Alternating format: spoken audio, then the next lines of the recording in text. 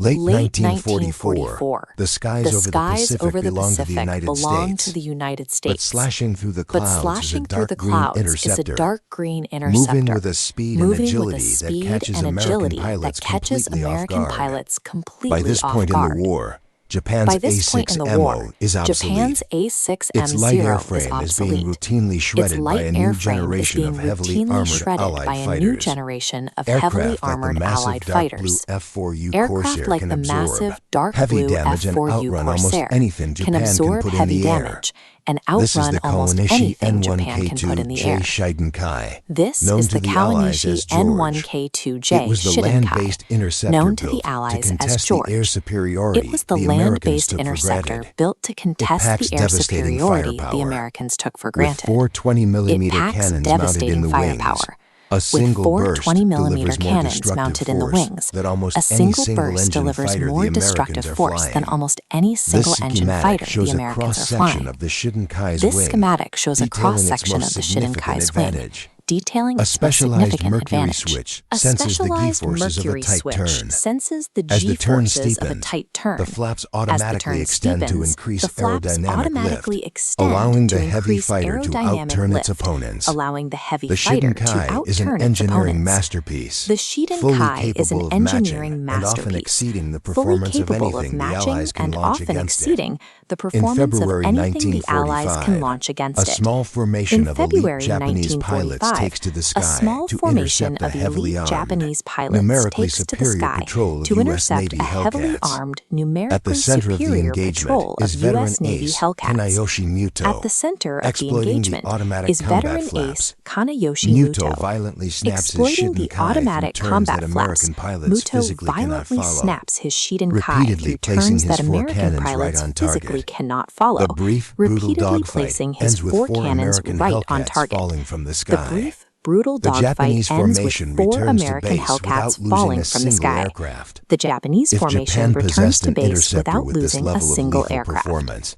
If a machine Japan that could possessed an outfly and interceptor with outgun this its level rivals, of lethal why did it fail performance, to a alter the machine outcome that of could the war? outfly and The outgun aircraft's its rivals, development followed a why did it trajectory fail to unlike alter almost the any outcome other of the wartime war? fighter. The While aircraft's most development designs followed a evolved in a trajectory linear, unlike predictable almost way, any other the wartime fighter. Shiden-Kai evolved While entirely most designs backward. evolve in a In linear, 1940, predictable way, the Imperial the Japanese Shiden-Kai Navy evolved ordered an offensive entirely floatplane. backward.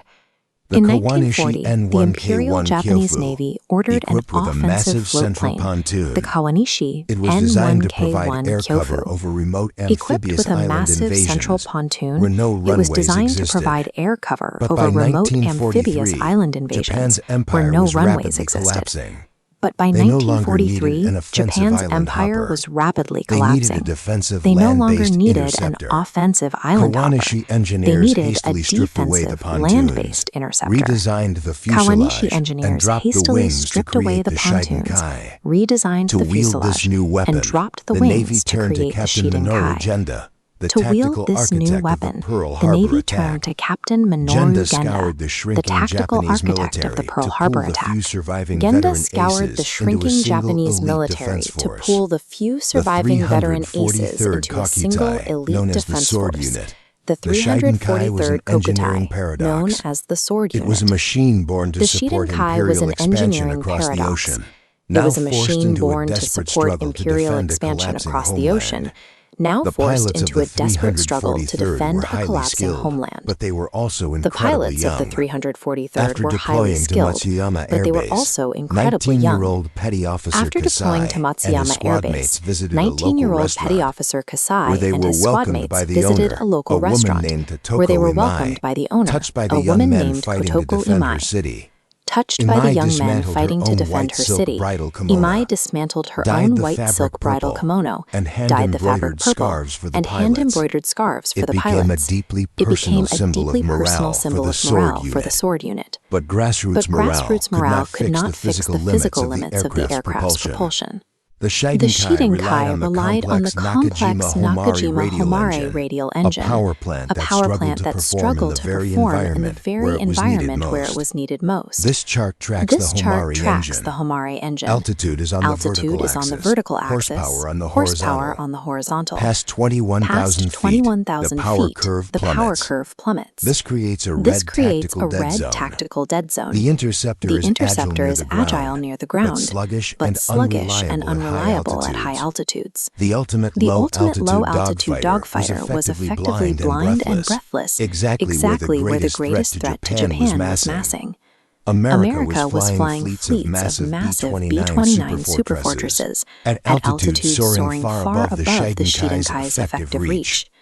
Operating entirely unhindered in the thin air, these bombers bypassed the elite interceptors below and systematically burned Japanese cities to the ground.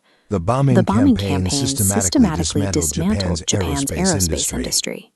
The assembly lines and supply chains for Kawanishi and Nakajima were reduced to twisted steel and debris, while American factories were securely churning out thousands of new fighters and bombers every single month. Japan's industrial capacity was collapsing under the weight of the air raids. This chart compares aircraft production in the final year of the war. Next to the towering columns of American manufacturing, Japan managed to complete just 415 of the superior N1K2-J fighters. Tactical brilliance in the cockpit means absolutely nothing if your industrial base is destroyed, and you can no longer build or fuel the machines.